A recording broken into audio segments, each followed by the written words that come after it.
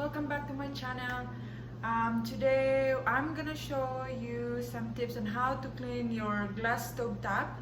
You know, sometimes when you cook it overflow, and then that water or like starches from what you are cooking will sit right there and cling to the glass, and it's so you cannot just rub it off and with a cloth. So instead of buying like some cleaner from the supermarket, I'm gonna show you what are the cleaners it may be available from your kitchen. So first, my stovetop right now behind me is a little bit dirty, but first we're gonna gather the things that we need. We're gonna need a baking soda, a peroxide, and a dish soap, any dish soap that you have, and a piece of paper towel. Okay, so I'm just gonna show you the current situation of the stovetop that we're trying to clean. If you can see this one right here, like that one it's like a burnt food, and so as right here, there are some that coming from like the oil, this one here, and on the other big burners that I have, it's look at that.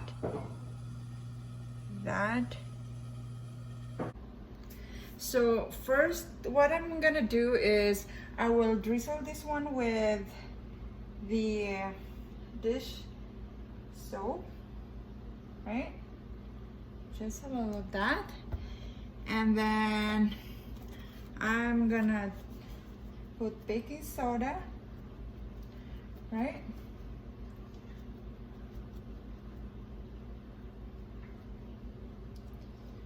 Okay. Then after that, I'm gonna drizzle with the peroxide that we have. So whatever brand that you may have. Okay. Over there. Over there. So all of the burners that have like some burnt starches that's clinging to the glass, you want to make sure that they have the solution, the mixed solution right here, like that. All right, so I'm gonna put more baking soda.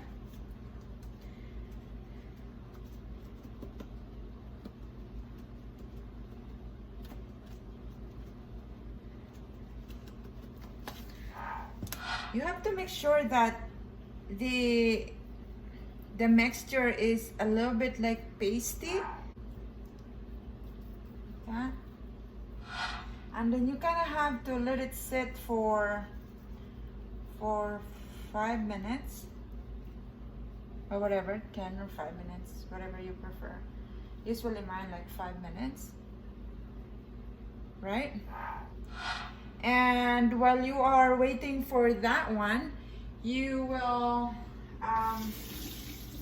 prepare like water.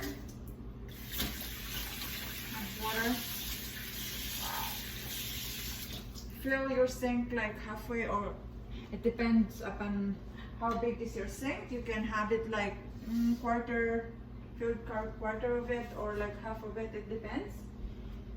And because we're gonna use the water to clean the stove top after, with the use of a rag, like it has to be like a very absorbent rag. Like I got these, it's very like absorbent with liquid, so I'm gonna use this one after we scrub it off. So I'm gonna put a timer here, see 5 minutes. And then as soon as it gives up the bing, then we're gonna clean it off. I mean scrub it.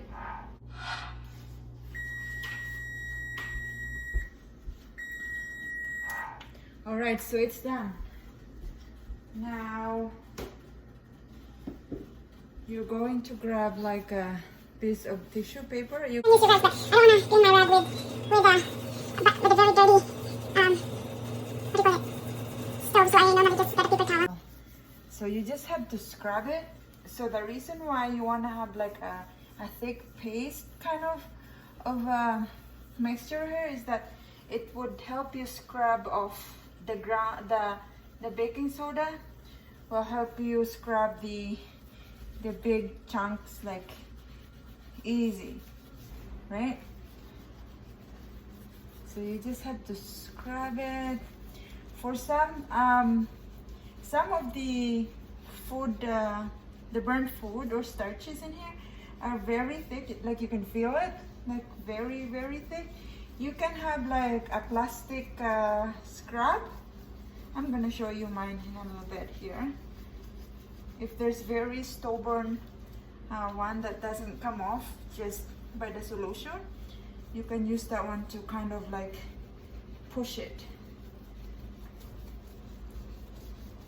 So you are not supposed to use like steel or really hard stuff to scrub your stovetop, otherwise it will get scratched so bad. So see over here, it's there. I'm gonna show you my little helper. So I have this one. It's like a flat edge, like that. So what you're gonna do is like, I usually just go like this, right?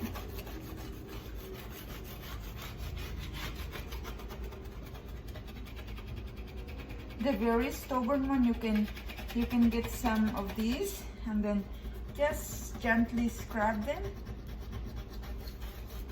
You don't want to scratch your stovetop, right? And then if it's still like, if it's very old, like this one, and like, I don't know, maybe it's a week already, and you just keep using the stove with it, it will stick more and it will become harder for you to take it off. So, but if you don't have time to clean like this your stovetop every day, then that's fine. Over here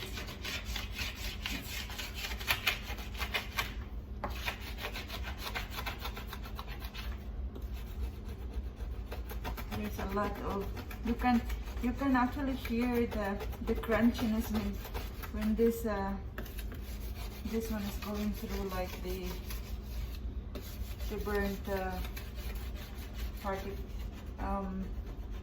food.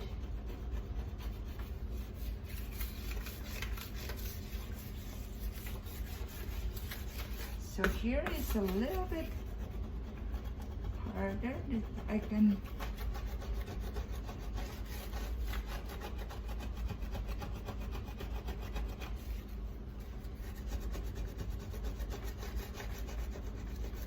but if you don't have this like plastic scrubber, it's okay. You just have to do the soaking like again.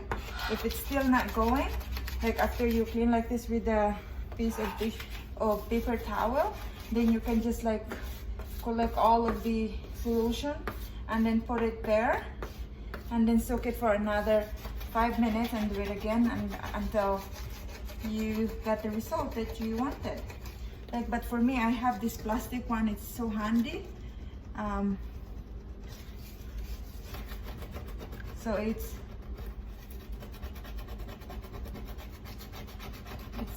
a big help. This one here is really, really stubborn one.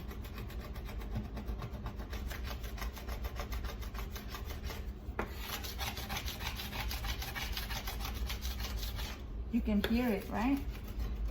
It's like there's crunchiness there when you are scrubbing it.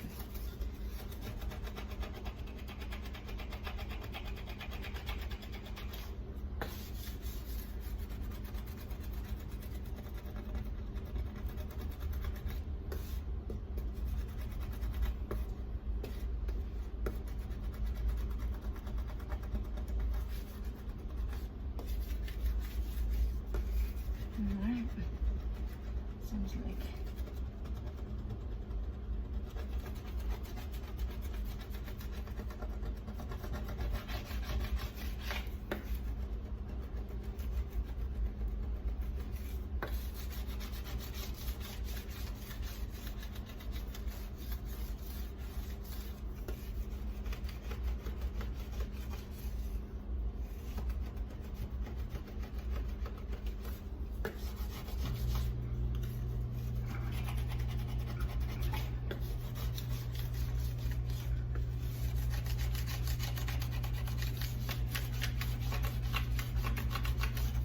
There's a lot of stubborn one in here.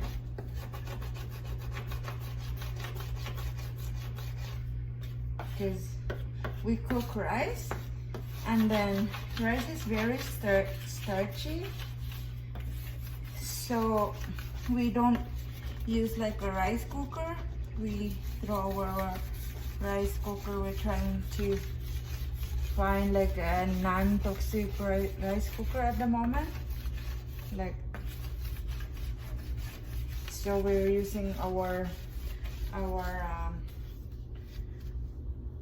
normal pots and pans to cook everything right now, like the stainless.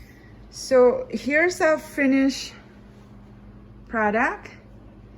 So here, if you can see, before it was like really, you can see here like the brown stuff, the burnt one.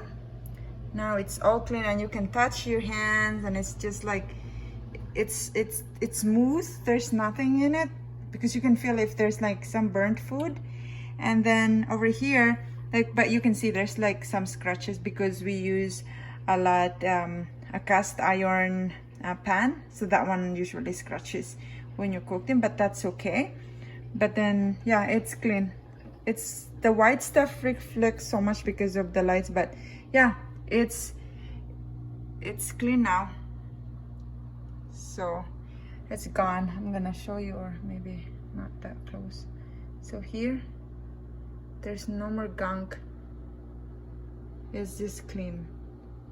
So yeah, if you're cleaning and after you wipe it off, you can still feel like, oh yeah, I forgot something, or stuff like that, you can just do the process again. Well, I hope you like the tips that I shared with you today about cleaning your glass stovetop. Thank you for watching. Bye for now.